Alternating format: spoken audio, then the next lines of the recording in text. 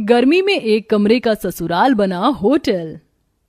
अरे मोरी मैया, कितनी गर्मी हो रही है। गर्मी से हाल बुरा हो चुका है।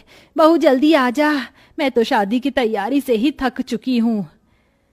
भगवान का शुक्र है कि ये शादी निपट गई। वो तो है माँ जी।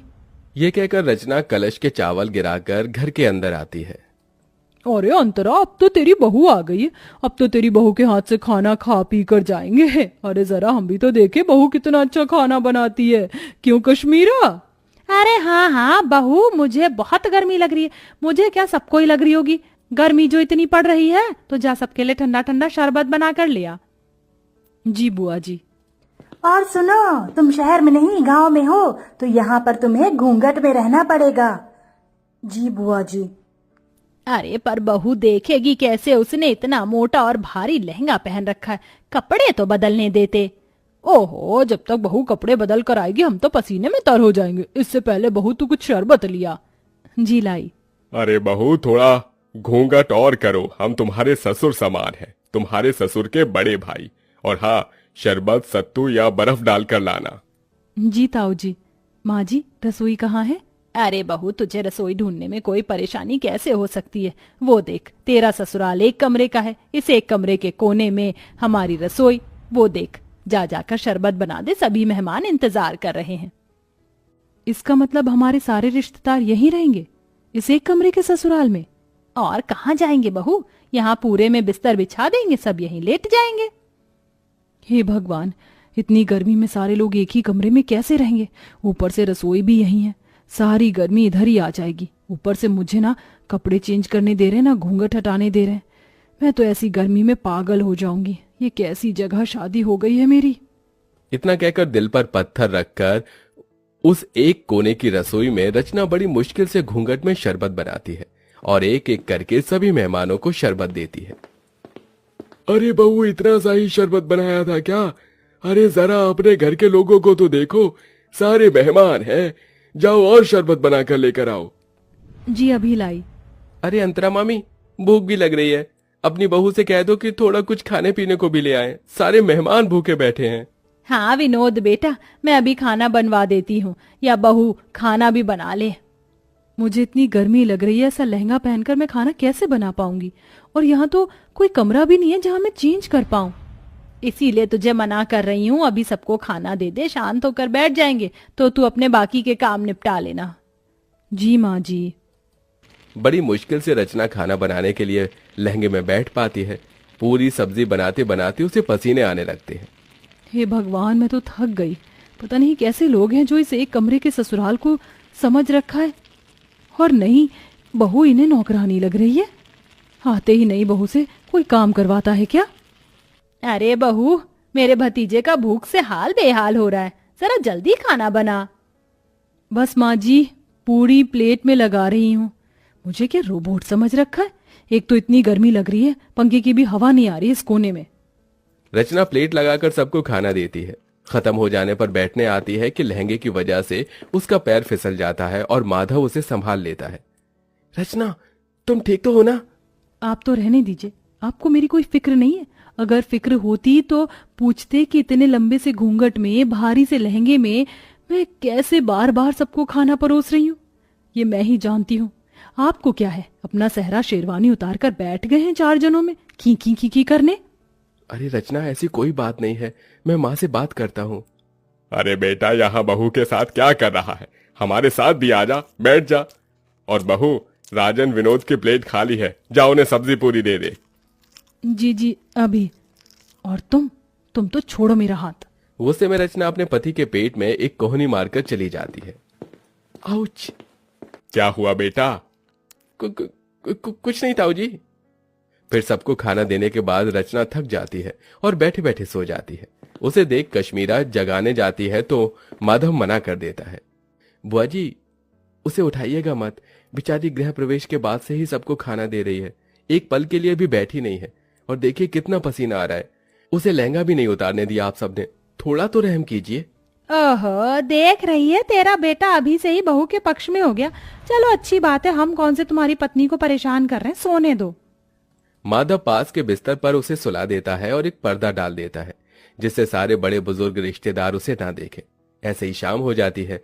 रचना अपने कपड़े बदलकर आराम से बैठी थी कि मौसिया सास सुधा उसके पास आती है। अरे बहू, तुझे कितनी बार बताऊं घूंघट करके रख, तेरे किसी भी सास ससुर ने देख लिया तुझे तो गजब हो जाएगा। नई बहू को पर्दे में ही रहना चाहिए, समझी? अब जा जाकर चाय बना। मैं चाय तो बना दूंगी, पर मैं तो पहले इस तरफ बैठी हूं ना, मुझे कोई भी नहीं देख सकता, तो थोड़ी देर घूंघट ऊपर कर लूंगी तो क्या हो जाएगा। मुझे भी गर्मी लग रही है, और ऐसा तो है नहीं किसी ने मेरी शक्ल नहीं देखी, सबने शादी में मुझे देखा है। देख ले अंतरा, देख ले तेरी बहू कैसे अभी से ही जबान लड़ा रही है। अरे मैं तो मौसी हूँ, मुझे इस बात का बुरा नहीं लगेगा, लेकिन कोई और होता तो तौबा तौबा तौबा। छोड़ ना सुधा, ऐसी बात नहीं करते, जा सबके लिए चाय नाश्ता लेकर आ। ये बोलते ही रचना घूंघट करके फिर से गर्मी में सबके लिए चाय बनाती है। अब इतने सारे मेहमान थे, हर कोई थोड़ी थोड़ी देर बाद अपने खाने पीने की फरमाइश कर रहा था। ऊपर से हल्की साड़ी पहनने पर विनोद कहता है, देखो रचना, मैं तुम्हारे जेठ की तरह हूँ और अभी तुम्हारी नई शादी हुई है, इसलिए बता रहा हूँ इतनी हल्की साड़ी मत पहनो। जो नई नवेली दुल्हन हो तो थोड़ी भारी साड़ी पहनो। भाई साहब, गर्मी लग रही है इसलिए मैंने थोड़ी हल्की साड़ी पहनाई है। कोई बात नहीं, थोड़ा बर्दाश्त करो और अपने हाथ के पकौड़े भी बनाकर खिला दो। फिर कहाँ मैं बार बार आने बैठ रहा हूँ, मुझे तो आगरा ही चले जाना है। अब मेरा भेजा फ्राई हो रहा है, शादी करके पछता रही हूँ। इससे पहले ही बढ़िया थी मैं जब जीन्स टॉप पहनकर विदाउट कोई घूंघट के इधर उधर रहती थी, पर इन बड़े लोगों ने तो मेरा जीना हराम कर दिया। ऊपर से इतना छोटा ससुराल है, हर जगह कोई ना कोई बैठा है। सच में कमरे के ससुराल को होटल समझ लिया है, जाने का नाम ही नहीं ले रहे। जब से आए बहू ये, जब से आए बहू वो। जी भाई साहब, लाई अभी पकौड़े। इतना कहकर रचना फिर से चूल्हा जलाकर गर्मी में बैठकर पकौड़े बनाती है। उस चूल्हे का धुआं और गर्माई सीधे रचना के मुंह पर लग रही थी। बस अब मुझे और नहीं होगा, मैं पागल हो जाऊंगी इस गर्मी में, थोड़ी देर बाहर चली जाती हूँ। पकौड़े उतार कर वो थोड़ा बाहर जाकर हवा लेते हैं। भले ही बाहर गर्मी सही, लेकिन उतनी भभक तो नहीं है जितना अंदर एक कमरे में है। भगवान जाने कैसे आलसी जानवर की तरह सब एक साथ अंदर हैं, ये भी नहीं कि अपने घर चले जाएं। अरे सर, सुकून तो अपने घर पर ही होता है, लेकिन यहाँ के रिश्तेदार बड़े मक्खी की तरह हैं जो गुड़ से चिपक जाते। एक काम करती हूँ, फ्रिज के ठंडे पानी से मुंह धोकर अंदर चली जाती हूँ, वरना सब बोलेंगे। फिर रचना ठंडे पानी से मुंह धोकर फिर सबके काम करने लगती है। ऐसे ही 4 दिन से हफ्ता और हफ्ते से 2 हफ्ते हो जाते हैं, लेकिन मेहमान जाने का नाम नहीं लेते। उन्होंने नई बहू को गर्मी में बिल्कुल काम करवाकर परेशान कर दिया था। ऐसे में रचना की हालत बहुत खराब हो जाती है, क्योंकि वो बेचारी खुद भी खा पी नहीं पाती है। पति से अपनी परेशानी बताती है, लेकिन वो नजरअंदाज कर देता है। बहू एक दिन गर्मी में कपड़े सुखाते सुखाते बेहोश हो जाती है। माधव फौरन डॉक्टर को घर पर बुलाता है, तो डॉक्टर बताता है, देखिए, गर्मी में इनकी हालत बहुत डाउन हो चुकी है। और इतनी मोटी साड़ी क्यों पहनी है आप लोगों ने? आप जून जुलाई की गर्मी से वाकिफ नहीं है क्या? और इतने सारे लोग क्यों हैं? यहाँ पर मरीज के पास ज्यादा लोग रहने से और घबराहट पैदा होती है। देखिए माधव जी, हो सके तो थोड़ा रेस्ट करने वाला एनवायरनमेंट प्रोवाइड करवा दो तो बेहतर होगा। जी डॉक्टर। ये सब इसी वजह से हो रहा होगा। बहू ने मुझे बोला था कि उसे परेशानी हो रही है, फिर भी मैंने इसकी एक नहीं सुनी। बेटा, डॉक्टर साहब सही कह रहे हैं, देख बहू का पग फेरा भी नहीं हुआ। ऐसा कर, तू इसके मायके ले जा इसे। ठीक है माँ। बहुत हो गया, कहीं ना कहीं ये रिश्तेदार भी मेरी बहू के इस हालत के जिम्मेदार हैं। बहुत दिन खाना खा लिया मेरे घर को होटल समझकर, अब मुझे इन्हें यहाँ से निकालना ही होगा। सुनिए, आप सब थोड़ा बाहर जा सकते हैं? जो डॉक्टर साहब ने बोला है उसी के लिए बोला है मैंने। हाँ हाँ ठीक है, चलो चलो सब बाहर चलो। उनके बाहर जाते ही अंतरा बहू से कहती है, बहू मैं समझ सकती हूँ, तू बहुत परेशान हो गई थी, इसलिए अब मैं तुझे तेरे मायके भेज रही हूँ और इन मेहमानों की तो छुट्टी मैं करूंगी। काश तेरी ये बात मैंने पहले समझ ली होती। कोई बात नहीं माँ जी, ये सब हो जाता है, आप अपना ख्याल रखना।